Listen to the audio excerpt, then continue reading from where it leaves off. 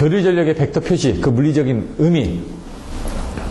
아까 설명드렸죠. 전압 또는 전류 중에서 어느 한쪽의 공액을 취한 양자의 곱으로 표시된다. P는 VI의 콘주게이트 또는 P는 V의 콘주게이트 곱하기 I. 근데 왜 I의 콘주게이트를 취한다고요? 지상 부분. 예, 지상 부분을 정의 전력으로 취하기 때문에. 그러니까 말을 아까 P 플러스 JQ에서 이것도 P 플러스 JQ라고 얘기를 하셔도 되는데요. 말로 할 때는 지상분을 정의 무효 전력으로 취하기 때문에. 여기도 그런 내용이 나올 겁니다. 여기 보시면 아까 보셨죠? 그림. 그럼 전압 2의 공액 벡터를 2를 취하면 어떻게 된다고요? P-JQ가 나온다. 결론부터 설명드리면 중요하지가 않으니까. 나머지는 여러분 내용을 보시면 됩니다. 이런 수식까지 제가 설명드리기에는 뭐 더 중요한 것들이 많으니까 빨리빨리 넘어가겠다는 얘기입니다. 전류에다 공액을 취하면 P 플러스 JQ인데 여기는 그 내용이 안 나와 있나? 지상 무효 전력을 여기 있죠. 지상 무효 전력을 정으로 규약하는 표현 방법을 사용함. 요 내용이 앞에 딱 들어와 있으면은 좋겠다는 얘기죠. 왜? 그 내용이 그 내용이니까. 지상 무효 전력을 정으로 표현하기 위해서 I 콘주게이트에다 플러스를 취했다. 앞에다 딱 선언을 해놓고 그 다음에 쭉 내려가서 하는 겁니다. 결론부터. 중요한 결론 한 줄짜리가 있다 그러면 앞에서 띄워주는 겁니다. 왜? 나 이만큼 알고 있어. 왜냐면 채점자들이 처음부터 끝까지 보는데 귀찮거든요. 왜 이걸 써야 되냐? 그런 내용들을 하면 이 사람이 알고 썼구나. 그러고 나서 그 그림 나오고 P 플러스 JQ에 대한 콘주게이트 취하면서 나중에 딱 해가지고 이렇게 나왔다 그러면은 이미 알고 있는 걸 이런 내용들이 앞에 한 줄 나와 있는 거하고 안 나온 거하고는 차이가 틀리다는 얘기입니다. 전력계통은 송전단의 전압을 일정하게 유지해서 운영하는 정전압 송전 방식을 사용합니다. 우리나라는. 왜 이렇게 사용할까요? 관리하기가 편하니까. 전압은 병렬이거든요. 그러니까 관리하기 편한데 전류는 직렬 아닙니까? 관리하기 힘드니까 전압을 다 똑같이 가져간다는 전 계통을 동일하게 보고 같이 움직이니까 관리하기 편합니다. 근데 문제는 이제 전체가 흔들리면 같이 흔들리죠. 그래서 우리가 이제 PV 전압 안정도 부분에서 보시면 어떻게 됩니까? 전력량이 막 문지기니까 전압이 막 휘청휘청거리죠. QV 컨트롤처럼. 그래서 원래는 QV는 어떻게 됩니까? 국지적인데 우리는 PV로 이제 해가지고 전압을 정전압으로 보다 보니까 어떻게 됩니까? 뭐 부하가 막 늘어나면서 9월 15일 날 정전이 일어날 때도 어떻게 합니까? 자꾸 부하가 늘어나고 있거든요. 그럼 전압 안정도 때문에 문제 때문에 전압이 주저앉아버리면 다 주저앉아버리거든요. 그러니까 어떻게 합니까? 부하를 그냥 죽여버리기 시작하는 거죠. 전압을 살려야 되니까. 전압이 전체적으로 다 떨어지니까. 정전압으로 가야 되니까. 그래서 부분적으로 중요하지 않은 부분부터 떨어뜨리기 시작한 거죠. 그런 것들은 이제 계통적인 측면에서 여러분들 보셔야 되는 거고, 성배전 쪽에서는 쉬운 게 단편적으로 다 보여집니다. 눈에 보여지는 거였다는 얘기죠. 성배전공학은 뭔가 있습니다. 철탑 있죠, 애자가 있죠, 전선 있죠, 케이블 있죠, 그 다음에 뭐가 있습니까? 변압기가 있죠, 모선 있죠, 그 다음에 차단기가 있죠, 보호개전기가 있죠, 콘덴서가 있죠, 리액터가 있죠. 다 있지 않습니까? 눈에 다 보이죠? 전력계통 눈에 보이나요? 안 보이죠. 그래서 그 부분은 이제 송배전 계통을 머릿속에 집어넣고 난 다음에 뭐 이런 사이에서 뭔가 왔다 갔다 한다. 그래서 P하고 Q가 왔다 갔다 하면서 어떻게 변화되는지 그런 것들을 설명을 해야 되니까 전력계통은 뒤에서 설명을 하는 겁니다. 근데 전력계통은 좀 이해하기가 힘듭니다, 여러분들이. 그래서 자꾸 뭐 전압 안정도 부분 나오고 무효전력 나오고 유효전력 나오고 하면서 뭐 PV 컨트롤 나오고 계통의 경제 운영 나오고 이런 부분부터 시작해가지고 뭐 EMS 나오고 이런 부분들. 또 배전자동화 가고 이런 식으로 이제 전체적인 내용들을 이제 이끌어 가셔야죠. AFC가 나오고 AGC가 나오고 이런 것들, 직접 제어, 간접 제어 뭐 이런 것들 나오고, 그리고 나온 것들이 뭐 배분, 직병 재병해가지고 직렬 배분, 병렬 배분, 재배분, 병렬 재배분 나오면서 나오는 것들이 뭐 여러 가지 제어 방식들이 또 여러 가지가 나옵니다. 그래서 그것도 어떻게 하냐, 한눈에 딱 정리를 해 놓으셔야지만 됩니다. 개통죄는 제가 그걸 한눈에 딱 정리를 해드립니다. 여기서 요거, 여기서 요거 다 헷갈리는 부분이니까 요거는 요겁니다. 딱 무조건 외우세요. AFC의 제어 방법 4가지 뭐였죠? 예? AFC. 예? 근데 여러분들은 3가지만 알고 계시죠? 예? 아니요. AFC는 주연바. 주연바로 외우시라고 했죠, 주연바. 원래 주연바의 바이어스 제어에 TBC 말고 이제 또 다른 게 있었습니다, 옛날에는. 근데 지금은 정주파수 제어 방식, 정연락선 제어 방식, 그 다음에 연락선 전력 바이어스 제어 방식. 긴급 제어, 복구 제어 뭐 이런 것들이 나오는 부분들은 예급복으로 외우시라고요. 예방 제어, 긴급 제어, 복구 제어. 그거는 AQC 쪽으로 외우실 때 이런 것들이 헷갈리니까 그건 그때 가서 다시 설명을 드릴 겁니다. 지금 들어도 무슨 얘기인지 모르니까. 근데 전력계통공학 가면은 그 부분은 여러 번 말씀드릴 거거든요. 지속성 이상전압 아까 설명드렸죠. 개고가상 무유변 영춘고 폐부자 012. 예? 뭔지 모르는데 아까 그 쉬는 시간에 송배전공학이 어디 딱 있다 보니까 아 이거네. 별거 아닌데 맨날 봐왔던 건데 키워드로 막 설명을 하니까 뭐가 뭔지 모르는 거죠. 자, 지속성 이상전압이면 거기서 폐부자 012입니다. 폐부자 012. 개통 조작 시하고 고장 발생 시. 여기 뭐라고요? 개통의 사고 및 개폐 조작 시 발생되면 개통의 조작하고 고장 시 발생된다 이거죠. 근데 뭐니까 개폐 조작 시에 발생하는 게 폐부자고요. 개통의 사고 시 발생하는 게 012고요. 이렇게 한눈에 싹 보여지지 않습니까? 여러분들이 외웠으니까. 자, 그러면은 개통 조작 시, 고장 시 나왔죠? 폐부자 012 나오나요, 지금? 아니, 여러분들 지금 벌써 이거 나오기 전에 벌써 그 키워드 가지고 벌써 나와야 될 거를 알고 있다는 얘기입니다, 지금. 폐부자 012, 페란티 현상, 수차 발전기 부하 차단 현상, 발전기 자기여자 현상. 요거 이번에 발전기 자기여자 현상만 25점짜리를 물어봤죠. 근데 사실은 페란티하고 발전기 자기여자 현상을 묶어서 송전 용량 충전 시 문제점을 해가지고 물어봅니다. 그러니까 그 두 개는 반드시 알고 있어야 되는 거예요. 수차 발전기 부하 차단은 뭔가 전압이 올라가는 겁니다. 이상 전압이 올라가는 부분. 지금 뭐라고요?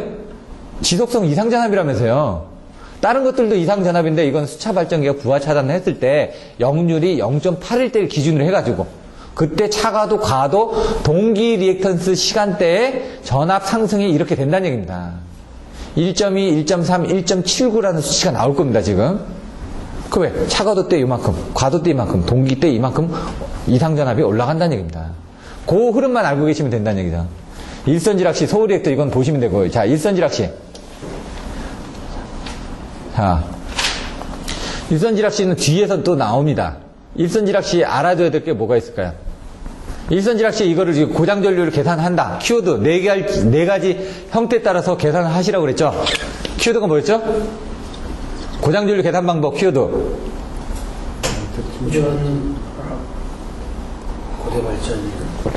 고대 발전. 고장 조건에서 기지값과 미지값을 이용해서 대칭작법법을 이용해가지고 발전기 기본식에 의해서 우리가 원하는 전압전류 값을 계산하면 된다고요. 아까 쉬는 시간에 물어보시더라고요. 이 값이 도대체 어떻게 나왔습니까? 외우는 방법도 있습니다. 예. 일선 지락전류하고 성간 단락일 때, 이선 지락일 때하고 외우는 방법이 있습니다. 그럼 그때 가서 설명을 드릴 거고요. 지금 여기서는 이제 미리 설명드리면 고장 조건이 뭐냐 이거죠. A상이 지락이 났습니다. 고장 조건이 뭐죠? 바로 나와야 된다는 얘기죠. 이거 25점짜리 나옵니다. 일선 고장시 건전사의 대기전압은 1.3배. 그건 아니죠. 그거는 유효접지의 조건이고요. 유효접지 정의입니다. 정의. 일선지락의 고장 조건, 기지값. IA는 어떻게 됩니까? 제로. 왜 제로죠? 접지됐으니까. 일선지락이니까 일선지락제니까 모르니까 VA가 0이죠. 전류 같아. 예. IB하고 IC가 0이죠. 그 고장 조건이 먼저 나와야 된다는 얘기죠. 그럼 미지량이 뭐냐 이거죠. IA가 뭔지 모른다는 얘기죠. 그리고 뭡니까? VB하고 VC가 뭔지 모른다는 얘기입니다. 지금 여러분들 계산해야 되는 게 뭐라고요? 세 가지. IA 값 계산해야 되고요. VB하고 VC 값을 계산해야지만 됩니다. 그 IA가 뭐라고요? 여기서 IA가 나오죠. 그래서 결론으로 가서 보시면 여기는 안 나왔네요. 여기 IA가 안 나왔네. 그게 뭡니까? VB하고 VC 값이 이게 미지량이 나온다는 얘기죠, 지금. IA는 얼마죠? IA는 3, IG는 3I죠. 예, 그 다음에. 그게 IA입니다. IA가 얼마죠? Z0 플러스 Z1 플러스 Z2분의 3EA라고요. 이런 것들도 그냥 바로 나와야죠. 답을 알고 있어야지. 그러니까, 저 사람은 왜 이렇게 하냐 하는데, 답을 알고 있지 않으면요, 나중에 유추가 안 됩니다. 요것도, 그러니까, 여기서 물어보는 게 뭐죠? 조건이 뭐고 해서 뭐 어떤 결론값이 나와야 된다. 그러면 그 사이께 몰라도 여러분들 그걸 유추를 할 수가 있습니다. 이건 중요한 거기 때문에 다시 한번 설명드리면요. 고, 대, 달, 전 하는데 이 고장 조건을 알아야 됩니다. 기지량하고 미지량을. 그럼 아까 일선지락이 있습니다. 그림을 그린다. 무조건 그림이 나와야 된다는 얘기예요. 그림이 이렇게 나오는 게 여기서는 이렇게 나와야 되겠죠? 이렇게 나오고 이렇게 나오고 이렇게 나와야 되니까. 여기 IA가 이렇게 됐습니다. 사실 IA가 모릅니다. IB하고 IC는 이쪽으로 다 빠져나가 버렸습니다. 그러니까 IB는 0이라는 걸 안다는 얘기죠. 얘가 어떻게 보면 P라는 건 일정하다고 그랬는데 얘가 크게 올라갔으니까 얘는 작아졌겠죠. 그래서 VA는 0이 됐다는 얘기입니다, 지금. 그럼 이 세 가지 조건을 아니까 나머지 모르는 조건은 뭐라고요? 요거 IA 값 모르고요. 그 다음에 VB 값 모르고요. VC 값 모른다는 얘기예요. 근데 이거는 IA 값은 뭡니까? 이 대칭자표법으로 이용해가지고 쉽게 계산이 됩니다.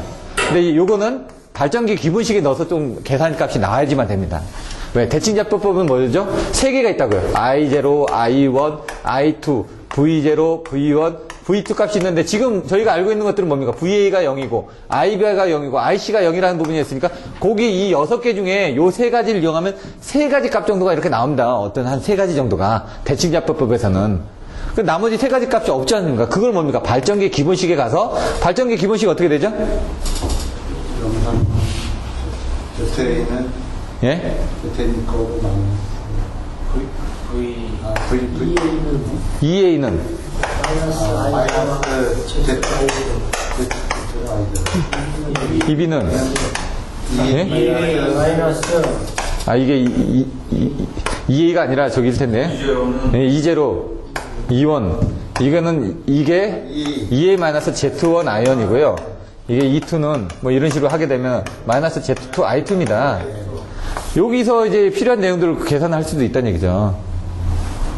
그래서 원하는 전압전류 값을 나머지 세 개를 여기서 구해가지고 원하는 전압전류 값을 계산한다고요. 근데 얘는 이제 제가 일선지락에서는 쉽다고 그랬죠. 아, 일선지락이니까 임피던스가 하나니까 IG는 3I0고요. 원래는 이제 다른 거 같은 거는 I0나 I1이나 I2나 이렇게 거의 같아지는데 여기서는 임피던스가 하나니까 일선지락이니까 임피던스가 하나니까 임피던스 하나, 임피던스 하나, 임피던스 하나 이렇게 해가지고 임피던스 분의 2A라고요. I는 R분의 V니까 2A인데 뭐라고 여기 3이 붙었으니까 여기다 3 넣어주시면 된다고요. 그냥 외우는 방법이. 그러니까 이렇게 알고 있으면은 나중에 답을 유출할 때 여기서 중간에 틀려지더라도 이 값을 딱 써주시면 된다는 얘기죠. 누가 이 중간까지는 다 안 보거든요. 흐름만 보면 되니까 여기 대칭자법을 이용해서 뭔가 풀었구나, 발전기 기본식을 위해서 풀었구나, 이런 수식 나오고 여기서 수식이 좀 틀리더라도 결론 부분만 딱 나오면은 그 부분을 쉽게 넘어갈 수가 있습니다. 왜? 많은 부분을 보다 보니까 자기가 틀릴 수도 있는데 틀리면은 유추된 게 나오니까. 그럼 여기서 VB는 어떻게 되죠?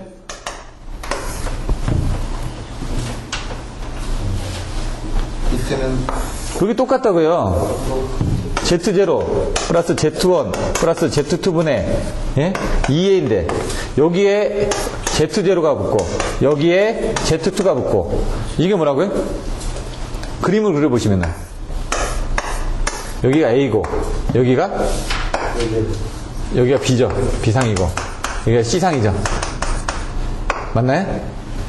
반대죠? 얘가 B상이고 얘가 C상으로 보셔야 됩니다. 여러분들 헷갈려하는 부분이 그겁니다. 여기 C상까지는 A만 가는 거고요. 여기까지는 A가 가는 거고 여기까지 A가 가는 겁니다. B상은 여기가 A 자승이 되는 거고요. 여기는 A가 되는 겁니다. 그러면은 B상 기준이죠. B상 기준. B상 기준은 뭐라고요? 암유라고요. 암유. 전압을 볼 때는 여기서 이쪽을 먼저 보라고요. 그러니까 전압을 볼 때 여기 A 자승이 나왔죠. 여기도 A 자승이 나왔죠. 볼 필요가 없습니다. B상이면 여기 A 자승입니다. 무조건. C상이면 여기 A고요. 볼 필요가 없습니다. 근데 먼저 어디를 보라고요? 여기를 보라고요. 그러니까 여기는 마이너스 1이 됐죠. 그 다음에 여기를 보라고요. 마이너스가 A가 됐죠. 이렇게. 그러면 여기가 바뀌면 이게 C가 되면은 여기 다 똑같으니까 요거는 그냥 다 똑같으니까 오면 C일 때는 여기가 기준이니까 자, 이쪽을 보죠. A-1입니다. A-A 자승이고 요 뒤에는 똑같다는 얘기죠. 여기를 먼저 보니까 요 앞에 것만 기준이 바뀌어지는 거죠. 그럼 이선지락일 때는 여기 이렇게 바뀝니다. 이렇게 앞뒤로 전류일 때는 이 교재는 B상이 틀리네요. 예? 교상이 기상해 주신 게 저게 틀린 겁니다, 지금. 왜 틀린 거예요? 예. 교재가 틀린 겁니다. A자승 마이너스 1에 A자승 마이너스 A입니다. 교재가 틀린 겁니다. 밑에 것도 보시면 A 마이너스 1에 A 마이너스 A자승 아닙니까? 예. 왜? 이런 식으로 해가지고 외워주시면 이런 것들도 외워줄 수가 있습니다. 평생 안 잊어버립니다, 저도. 근데 그게 앞에 오고 뒤에 오고 헷갈릴 수가 있겠네. 이게 기준이 똑같습니다. 여기 보는 기준이 똑같아야 된다고, 이게 벡터적으로. 내가 보는 거에서 뭘 빼주고 내가 보는 거. 그러니까 요거는 아까처럼 그냥 이 벡터들을 가지고 상관관계로 그냥 외워버린 거고요. 나중에 계산해보면 이렇게 나옵니다. 근데 그게 잘못하면 영상인 비잔스하고 역상인 비잔스하고 서로 바꿨으면은 틀리죠. 그래서 항상 Z0부터 쓰지 않는 거예요, 여기. 항상. 밑에를. Z0, 1, 2, Z0, Z2. 항상 이렇게 쓰죠, 기준을. 그래서 기준을 맞춰서 쓰시라고요. 제가 가끔 보면 기준을 어떻게 해가지고 이렇게 맞춰서 쓰십시오 하는 부분들이 그렇게 해야지 혼돈이 안 들어가기 때문에. 이런 거는 이제 7장 가서 다시 배우실 건데, 여기서 이제 갑자기 나오다 보니까 헷갈려 하시는데, 나중에 가서 다시 설명 드릴 겁니다, 자세히. 지금은, 이렇게도 하는 게 있구나, 정도. 자, 요거 틀렸다고요, 지금. 요거는 맞고요. 여기서 중요한 부분은 뭡니까? 일선지락시 이상전압. 그래서 여기는 전압만 얘기하는 거니까 전류를 뺐습니다, 지금. 왜? 우리는 지금 지속성 이상전압을 설명해주면 되는 거거든요. 그래서 전류품 빼고 해가지고 여기서 이제 유효접지 조건이 여기서 나오는 겁니다, 사실. EA가 기준 부분이고, EB 나와가지고 여기 부분 애우는 것도 있습니다, 이것도 유효접지 부분에서. 그러니까 이거 전봇대로 제가 생각을 하라고 그랬거든요. 여기 전봇대. 전봇대에 전등이 달렸다. 전봇대에 전등이 달렸다. 근데 뭐라고요? 0에서 3 사이거든요? 그래서 여기 플러스 2에서 마이너스 1까지 해가지고. 그래서 요 3 차이가 난다. 그래서 마이너스 1 플러스 해가지고 3 차이가 난다. 이렇게도 외우시라고 얘기도 하고, 여러 가지 방법으로 외우라고 말씀드렸습니다. 여기가 1이고 얘가 2다. 1인데 3개 차이가 나야 되거든요. 그러니까 부호 차이가 있어야 된다. 그래서, 그리고 일선 지락시 유효접지 부분에서 뭔가 작아져야 되니까, 얘가 작아지려면 밑에 값이 좀 크고 위에 값이 좀 더 작아져야 되지 않겠냐. 그래서 플러스 마이너스 부호가 헷갈리면 여기가 마이너스고 밑에가 플러스다. 이렇게도 생각하셔도 되고, 여러 가지 방법으로 여러분들이 생각을 해 두셔야 된다는 얘기죠. 이건 유효접지 이 뒤에 또 나옵니다. 거기서 다시 설명을 드릴 거고요. 여기서는 이렇게 해가지고 결론은 요게 지금 X1분의 R0. X1분의 R 전봇대를 생각하시려. 1이죠. 1에 0이 있죠. X1분의 R0, X1분의 X0입니다. 기준이. 여기 보시면 X1분의 R0, X1분의 X0죠. 요거의 범위가 얼마가 나오느냐에 따라서 아까처럼 일선지락시의 이상전압 상승이 1.3배 이하로 제한되는 게 유효접지라는 얘기죠. 여기 1.3배 이하로 제한되기 위해서는 어떻게 하냐. X1분의 R0가 0일 때는 이쪽으로 갑니다. 0일 때가 이거죠? 요게 1일 때인가요? 1, 0인, 이거 좀 헷갈리는데 제가 다시 한번 보겠습니다. 그리고 요게 건전상의 전압 상승이 1.3배 이하가 됐을 때고, X1분의 X0가 3까지 이하일 때, 여기 때 이제 그림을 잘 그려야죠, 이렇게. 그 두 개 조건일 때만 된다는 얘기죠. 여기도 지금 정확하게 적어주실 때 X1분의 R0 이렇게 양쪽으로 했는데, X1분의 R0가 얘가 0이고 얘가 1이고, 이런 식으로.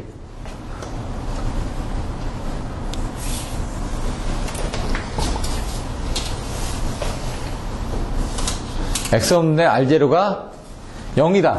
0이면 00이 되겠죠. 그러면 얘가 2분의 1이니까 얘가 마이너스 여기서 공진이 되니까 얘가 지금 0일 때 같은데, 그림을 그려보면은. 요거는 이제 또 따로 나와 있습니다. 이거 유효접지에서 그 교과서에 중성접지 변강, 요게 이상전압 쪽에서 나와 있나? 6장 쪽에 나와 있습니다. 6장 쪽에 보시면 요거 배서 나와 있는 게 있으니까 그건 한번, 거기서 다시 한번 보시면 됩니다. 무브와 송전선의 페란티 효과. 아까 뭐라고요? 송전선 충전에 의해서 발생된다고요. 근데 페란티 효과 때는 어떻게 된다고요? 그림이 나와야 되면 됩니다. 그림 두 가지가. 어떤 그림이? 바로 이제 진상일 때하고 지상일 때하고 이 그림이 나와야 된다는 얘기죠. 지상일 때는 이렇게 전압이 여기 쪽이 송전단이고 이쪽이 수전단이다. 요 그림은 어디서 나오냐? 바로 단거리 송전 특성에서 해가지고 여러분 5장의 송전 특성에서 나옵니다. 그 5장에 그래서 이 뒷부분에 5-8에 그 송전선 충전 용량의 장에서 나오는 겁니까? 앞에서 단거리 송전선로의 백타도를 가지고 설명을 하고 그 백타도가 이해가 되면 5-8에 가서 다시 한번 복습을 하는 겁니다. 근데 이건 뭡니까? 이건 송전단인데 수전단이 이렇게 되죠. 부하가 진상이 되니까 송전단은 1호사를 보냈는데 수전단은 160이 됩니다. 이게 문제가 되겠죠. 그걸 설명을 해야 되니까 이제 벡터도가 들어가야 되고요. 그래서 이 충전 용량, 요게 또 시험 문제로 한번 나왔었습니다. 요게 또. 요 부분도. 요게 지금 A분의 C 콘주게이트 이게 나와야 되는데 이게 좀 헷갈려가지고 요것도 이제 나중에 한번 기본서에 5장에 나오니까 그때 가서 한번 다시 보시면 됩니다. 지금은, 뒤에 또 나오기 때문에. 발전기 자기 여자 현상은 뭐라고요? 스스로 자기가 여자가 된다고요. 남자, 여자가 아니라요. 자화가 된다고요, 자화. 계자. 발전기를 하면 뭐가 있다고요? 고정자. 그 다음에 회전자. 그리고 고정자가 전기자. 회전자는 계자. 그 계자를 자화시키기 위한 여자기가 있고, 여자기를 하기 위한 AVR이 있고, 여자기 앞에 초소국 여장장치가 있죠. 엑사이터가 있고, 엑사이터 전탄에 AVR이 있고, 이런 식으로 이제 내용들을 알고 계셔야 된다는 얘기죠. 근데 뭡니까? 발전기가 가압이 되지도 않았습니다, 지금. 뭔가 기동을 하려고 하는데, 전압이 올라가가지고 뭡니까? 거꾸로 에너지가 치고 들어온다면서요. 치고 올라오다 보니까 거꾸로 변압기처럼 연결이 되지 않습니까? 발전기도. 그럼 저쪽에서 뭔가 에너지에서 자석화가 돼가지고, 뭡니까? 고정자 측에서, 전기자 측에서, 계자 쪽으로 뭔가 에너지가 넘어와서 계자가 스스로 전압이 올라간다. 그러면 전압이 올라간다는 스스로 자기가 여자가 되는 거죠? 그게 발전기 자기 여자 현상이라고요. 근데 뭐라고요? 진상전류 때문에. 에너지가 치고 들어와서. 그 충전전압에서 90도 앞선 충전전류가 흐르면은 이게 뭡니까? 결국은 전기자 반자중에 증자작용을 해가지고 발전기 단자전압을 상승시키다 보니까 자기가 가압을 하려고 하는데 벌써 전압이 이만큼 올라가 있습니다. 자기 가압하려는 순간 전압이 더 올라가 버리죠. 위험하니까. 그래서 발전기 여자애를 개방했는데도 불구하고 그러면 뭔가 소스가 없는데도 뭡니까? 단자단압이 확립돼가지고 순간적으로 올라가 버리니까 얘는 위험하겠죠. 그런 걸 방지하려면 어떡합니까? 션트 리액터를 달아야죠. 페란트 현상이 일어난다. 그러면 발전기 쪽도 문제가 있지만 수전단이 문제가 됩니다. 왜? 수전단 전압이 올라가 버리니까 터져 나가 버립니다. 발전기 쪽까지 오기도 전에요. 먼저 이런 부분이 문제가 됩니다. 발전기는 그냥 발전기 쪽으로 오는 차단기를 그냥 빼버리면 됩니다. 빼버리면 될 거 아닙니까? 그럼 선로가 안 들어오니까, 에너지가 안 들어오니까. 근데 뭐니까 수전단은 빼버릴 수가 없죠. 수전단 전압이 다 전압이니까 다 올라가 있으니까. 다 터져 나갈 거란 얘기죠. 그게 더 중요하지만 얘는 그게 이제 페란트 현상에서는 그런 부분이 있고 발전기 자기 여자 현상에는 발전기 측면만 보는 거고 그 페란트 현상은 수전단 쪽만 보는 거고 보는 관점이 틀려진다는 얘기죠. 그래서 이 발전기 자기 여자 현상을 하면 이제 그림이 나와야 된다는 얘기입니다. 1번 그림이 뭐라고요? 무여자시. 그 다음에 2번 그림은 여자시. 자, 근데 여기서 보시면 4번이 뭐라고요? 단거리. 3번은 장거리. 단거리 시에는 여자가 되더라도 전압이 이거밖에 안 뜹니다. 작죠? 장거리 시에는 무여자가 되더라도 전압이 이만큼 뜹니다. VM까지. 그러니까 문제가 된다는 얘기죠. 결국은 뭐냐? 발전기 자기여자 현상이 이 VM 때문에 문제가 되는 겁니다. 여러분들 그리실 때 LMN 이렇게 그려주시고 여기 뭐라고요? 장거리, 여긴 단거리. 그림도 잘 그려주셔야지. 왜? 이 VM이 VL보다 커야 되니까. 키포인트는 그겁니다. 근데 뭐냐? 장거리에서 여자가 되면은 더 커진다 이거죠. 무여자일자 할지라도 뭐냐? 단거리에서 여자일 때보다 전압이 올라가니까 문제가 되는 거죠. 그걸 설명하는 겁니다, 지금. 이 그림을 정확하게 이해하시고. 그래서 여기 보시면 장거리 성전선로의 경우 무여자인 경우에도 전압은 순시까지 VM까지 상승하여 기계 절연을 위험한다. 단거리 성전선로에는 뭡니까? 무여자인 경우는 전압이 거의 없습니다. 하지만 여자일 때는 전압이 올라가지만 그래도 그건 문제되지가 않는다는 얘기죠. 방지대책. Q도 아까 설명드렸죠. 단병주동리가 뭐냐고. 보십시오. 단락비가 큰 발전기로 충전한다. 단락비가 뭔지. 이 수식도 외워주셔야지만 됩니다. KS. 이 5장에 5-8에 이게 나옵니다. 다시도 헷갈리거든요.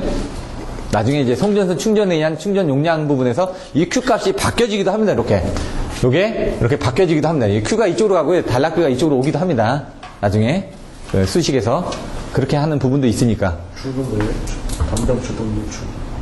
주파수를 저하해 성전. 이 뒤에 보십시오. 뒤에 나오니까. 발전기를 주파수를 주화해가지고 충전하게 되면 됩니다. 단락비가 큰 발전기를 충전한다. 아까 설명드렸죠? KS가 크면은 발전기 간혹 출력 곡선이 커진다고요. 그럼 충전할 수 있는 무효전력의 양이 커진다고요. 그 내용으로. 여기 보시면. 발전 용량이 선로의 충전 용량보다 크다는 걸 의미한다. 병렬 벡터, 동기조상기 변압기인데 이건 지금 주파수를 주하여 충전하는 건 안 나왔네요.